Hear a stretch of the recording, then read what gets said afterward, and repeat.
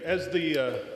son of a World War II veteran and the brother of a Vietnam veteran, and as a veteran myself that served during the time of Desert Storm and other conflicts, understand that victory in battle is not solely due to the soldier on the battlefield or the airman that's flying over the battlefield or the Marine or the sailor. It's as much the responsibility of all Americans and those who actually supply the weapons and the machinery of war that is so desperately needed by those who are on the battlefield. We saw this play out in a great way during World War II. As our young men and women were across the pond and throughout the Pacific fighting against tyranny,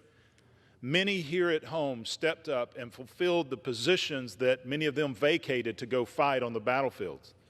We're honoring such of those today, being Rosie the Riveters, where 6 million answered their country's call to make sure that the airmen had the aircraft to fly,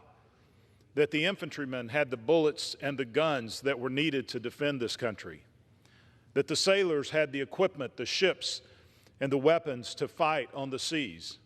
and the Marines that were invading the islands that were held by the Japanese had the materials that they needed.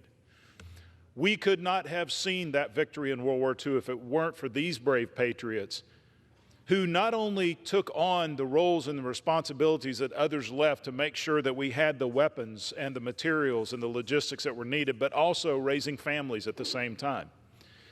Back in June, I was honored to be one of the official delegates to travel to Normandy as representing the United States in the House of Representatives for the 75th anniversary of D-Day. I was especially honored because my dad was one of those who stepped on the shores of Normandy during that battle. And as I was sitting in the audience waiting on the president to give his remarks, there were 3 lovely ladies sitting in the row in front of me, and we began to engage in conversation,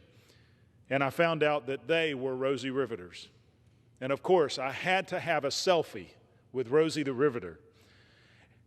They became the stars, regardless of the number of